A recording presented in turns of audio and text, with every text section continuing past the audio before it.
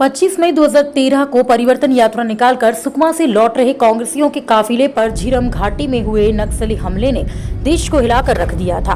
इस हमले के साथ माओवादियों ने यह जता दिया था कि उनकी रणनीति कितनी तगड़ी थी और आज 25 मई झीरम घटना हमले को पूरे 11 साल हो गए हैं, लेकिन आज भी प्रदेश और देश के लोगों को इंतजार है कि झीरम घाटी घटना का सच क्या था। इस घटना के बाद सरकारों ने जांच टीम भी बैठा दी, लेकिन झीरम का जिन्न आज तक बाहर नहीं आया। आज भी इस इलाके में पहुंचने वाले झीरम घटना के प्रत्यक्षदर्शी भी सहम जाते हैं और याद करते हैं कि घटना कितनी दर्दनाक थी। झीरम घटना को घटे पूरे 11 साल हो गए हैं और इन 11 सालों में क्या कुछ बदला और कैसे घटी घटना, देखिए इस रिपोर्ट में।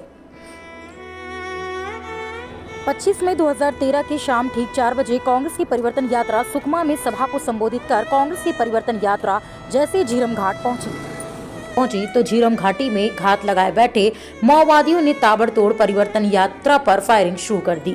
पूरे 1 किलोमीटर का एम्बुश लगाए 300 से अधिक माओवादियों ने कांग्रेस के नेताओं को निशाना बनाना शुरू किया। झीरम घटना के प्रत्यक्षदर्शी मलकित सिंह गेदू बताते हैं कि हथियारबंद माओवादी ने परिवर्तन यात्रा पर केवल गोलियां ही नहीं बरसा रहे थे, बल्कि ग्रेनेड से भी हमले भी कर रहे थे।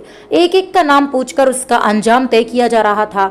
कुल मिलाकर वह दृश्य आज भी पीड़ित कांग्रेसियों की आंखों में झलकता हुआ साफ देखा जा सकता है।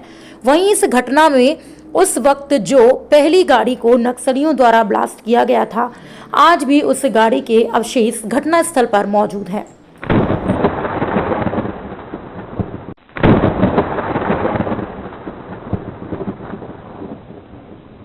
इस मई 2013 को जो घटना घटी थी वो बड़ी ही दर्दनाक और बड़ा ही आज उस दिन को याद करते हैं। और आज स्पॉट में हम आए हैं। आज स्पॉट में आने के बाद जो वो उस मंजर हम देखे थे, जिस प्रकार से मंजर यहाँ हुआ था, उसको देखने में हमको ऐसा लगा और यहाँ पहुँचे हैं तो आज भी हमारा दिल दहल जाता है। आज भी हमको सीन याद आता है किस प्रकार से हमारे लोग शहीद हुए, किस प्रकार से हमारे लोगों के साथ इतना बड़ी घटना घटी और हमारे इतने लोग शहीद हुए।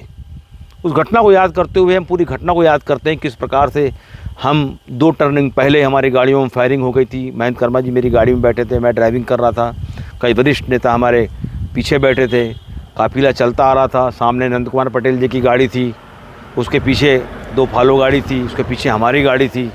और इस प्रकार से जैसे घटना घटी, सामने विस्फोट हुआ। विस्फोट होने के बाद जो ट्रक खड़ी थी, ट्रक को आड़ा लगाया था। उसके बाद हमारी गाड़ियाँ एक दूसरे पर डैश होती गई। क्योंकि आड़ा लग गया था गाड़ी, तो किसी को अंदाज़ा नहीं था, सब गाड़ियाँ भगाने में लगे हुए थे।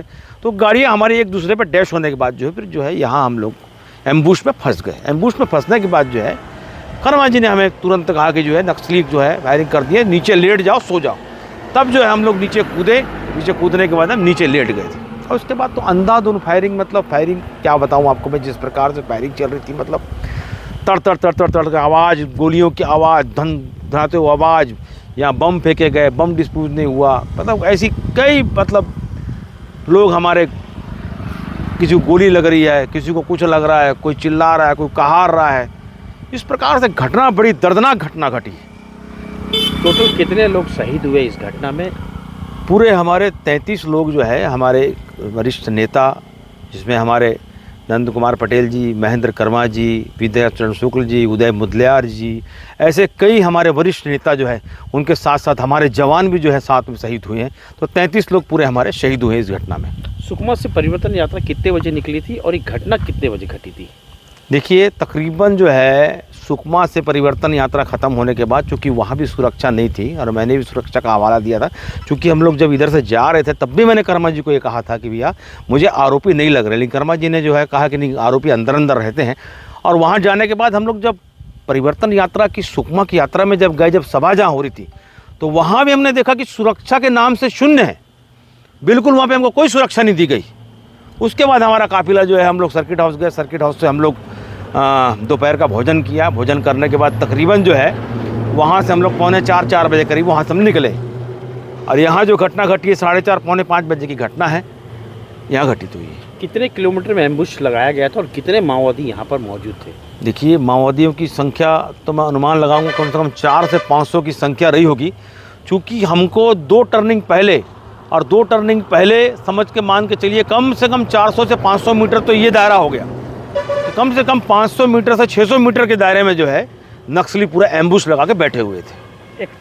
हादसे वाले दिन के बाद से क्या क्या महत्वपूर्ण घटना घटी जिससे लोगों को उम्मीदें थीं कि झीरम घाटी नरसंहार का सच बाहर आएगा। तत्कालीन मुख्यमंत्री डॉक्टर रमन सिंह की सरकार ने तत्काल 2013 में ही न्यायिक जांच आयोग का गठन कर दिया। 2019 तक चली जांच जस्टिस प्रशांत मिश्रा ने पूरी की और रिपोर्ट सरकार को पेश की। उससे असहमति जताते कुछ बिंदुओं को और जोड़े गया। इसके बाद इसकी सुनवाई बिलासपुर हाईकोर्ट में चली गई। राज्य पुलिस के वरिष्ठ अफसरों सहित राज्य के नामचीन नेताओं को मिलाकर 50 से अधिक लोगों के बयान भी दर्ज किए गए और देश के सर्वोत्तम जांच एजेंसी एनआईए ने भी 4 सालों तक पड़ताल की। 30-32 लोगों को आरोपी बनाया गया। 9 लोगों को बिलासपुर हाईकोर्ट में पेश किया गया। बावजूद एनआईए भी अब तक यह नहीं बता पाई है कि आखिर झीरम हमले को अंजाम देने वाले वे कौन लोग थे जिन्होंने पर्दे के पीछे से भूमिका निभाई थी।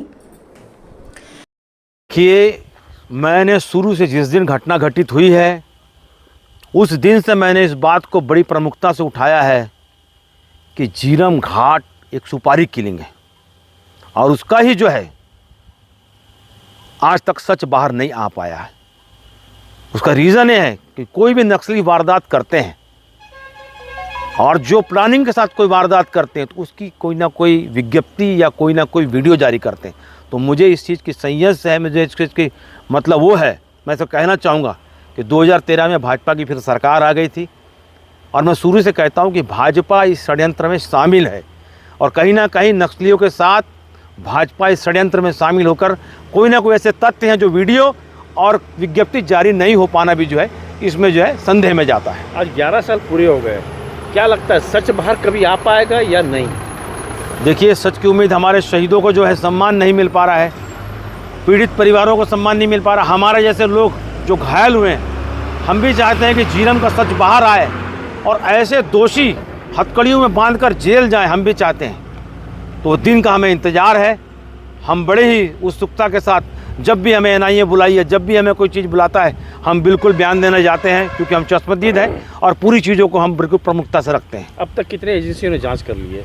एनआईए ने किया था, एसआईटी ने किया था और फिर जो है तुम्हारा अभी हमारे सुप्रीम कोर्ट से जो आदेश हुआ था उसमें कि राज्य सरकार की जो एसआईटी है वो गठन मतलब जांच करेगी। चूंकि हमारी सरकार अब नहीं है, अब देखते हैं कि भाजपा किस पहलुओं में लेकर जो इस पर जांच कराती है। वहीं प्रदेश में दोबारा सत्ता में आई भाजपा सरकार के डिप्टी सीएम ने यह तक कह दिया कि झीरम का सच को अपने जेब में लेकर घूमने वाले पूर्व मुख्यमंत्री क्या कर रहे थे। 5 साल प्रदेश में कांग्रेस की सरकार भी रही, लेकिन जेब में रखे सबूतों को सामने क्यों नहीं लाया गया।